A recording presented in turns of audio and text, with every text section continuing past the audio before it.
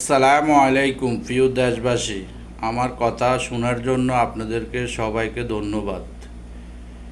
ভাই, ডাক্তার ইউনূসে বর্তমানে বাংলাদেশের দায়িত্ব নিছে। যতদিন তাই সুষ্ঠু নির্বাচনের মাধ্যমে একটা সরকার না আসবে, এতদিন এর কাছে দায়িত্ব থাকবে, চাই 3 মাস চাই 6 মাস। কিন্তু ভাই, ক্ষমতার লোভ এমন একটা জিনিস, অতীতে তো আমরা দেখছি আরও অন্য অন্য তত্ত্বাবধায়ক সরকারের আন্ডারে 3 মাসের কথা কই 2 বছরও রাখছে, 3 বছরও রাখছে। এখন সবাই দোয়া করবেন যেন হের মনে যেন এরকম লোভ না ঢুকে, যেন সুস্থ একটা নির্বাচনের মাধ্যমে একটা সরকার যৌতুক বাংলাদেশে গঠন হয়।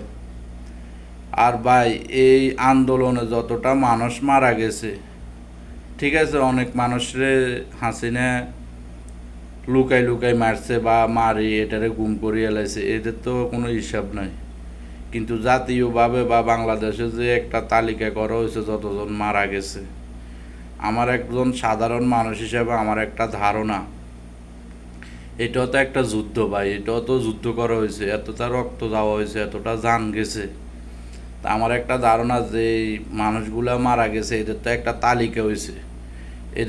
তালিকা হয়েছে, ওই তালিকা হরিমেন যারা মারা গেছে এদের ফ্যামিলিরে রাষ্ট্রীয়ভাবে বা রাষ্ট্রীয় যে কোটার মাধ্যমে অর্থ আছে, ওই অর্থ থেকে আমার একটা খেয়াল আর কি, প্রতি মাসে এদেরকে একটা ধার্য করে একটা টাকা দেওয়া, প্রয়োজনে একটা ধার্য করে দেওয়া, যে এত বছর পর্যন্ত পাইব।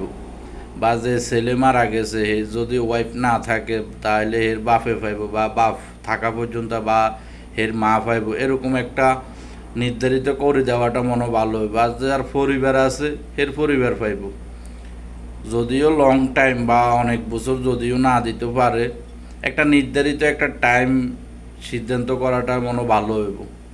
এতটা মানুষ মারা গেছে, এদেরও তো একটা ফ্যামিলি পড়ালেখা করাইছে, এদের রুজি খাইব বা এদেরকে ভবিষ্যতে একটা ভালো একটা পর্যায়ে নিব।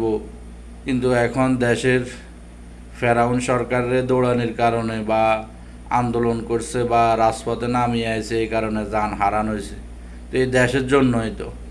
এখন এই দেশে যদি এদেরকে প্রতিটি মাসে একটা ধার্য করা যদি কিছু টাকা দেয়, তাহলে আমার দৃষ্টিতে মনে হয় এই জিনিসটা অনেক ভালো হবে।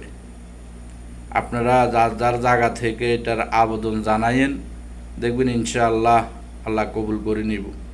আপনারা যারা প্রতিবাদ করতেছেন, যারা রাজপথে থাকতেছেন, যারা সত্য কথা বলতেছেন, তাদেরকে বলতেছে আপনারা সবাই যারা এই কোটা আন্দোলনে মারা গেছে, যে ছাত্রগুলা মারা গেছে বা যে সাধারণ মানুষগুলা মারা গেছে, সরকারি যে একটা হিসাব হয়েছে, ওই হিসাব পরিমাণ তালিকা করে এদেরকে প্রতি মাসে একটা ধার্য দেওয়াটা আমার বিবেকে বলতেছে দেওয়াটা ঠিক হবে।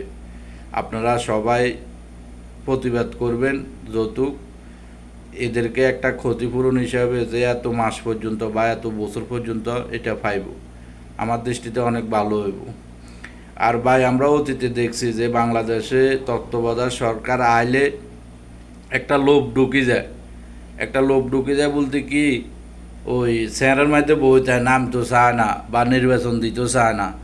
আপনারা সবাই যার যার জায়গা থেকে দোয়া করবেন যৌতুক ডাক্তার ইউনূসের এরকম মন মানসিকতা না হয়, আপনারা সবাই যার যার জায়গা থেকে দোয়া করবেন। আমি চাইতেছি বাংলাদেশ এত কষ্ট করে স্বাধীন করা হয়েছে, এত রক্তের বিনিময়ে স্বাধীন করা হয়েছে, সুস্থ একটা নির্বাচনের মাধ্যমে সবার ভোটের অধিকার ফিরিয়ে দেখ, সুস্থ একটা নির্বাচনের মাধ্যমে যে কোনো একজন সরকার ক্ষমতা তাই হোক, সুন্দর করে দেশটা চলুক।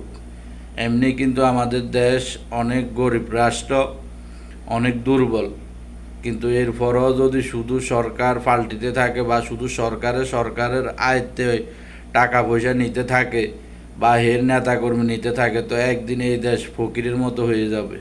এমনি তো ফকির, আরও ফকির হয়ে যাবে। যখন এই হাসিনা সরকার ক্ষমতাতে ছিল, আমাদেরকে মানে এরকম ঋণ করছে, আমাদের সাধারণ মানুষের সবার মাথা প্রতি এখন অনেক ঋণ আছে।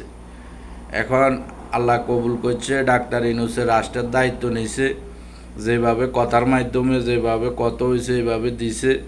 যৌতুক ডাক্তার ইউনূসে একটা সুস্থ নির্বাচনের মাধ্যমে যে কোনো একজন সরকারের কাছে রাষ্ট্রটা হ্যান্ডওভার করে। মানুষের তো লোভ ঢুকে যায়, যখন এই লোভটা না ঢুকে আপনারা সবাই দোয়া করবেন।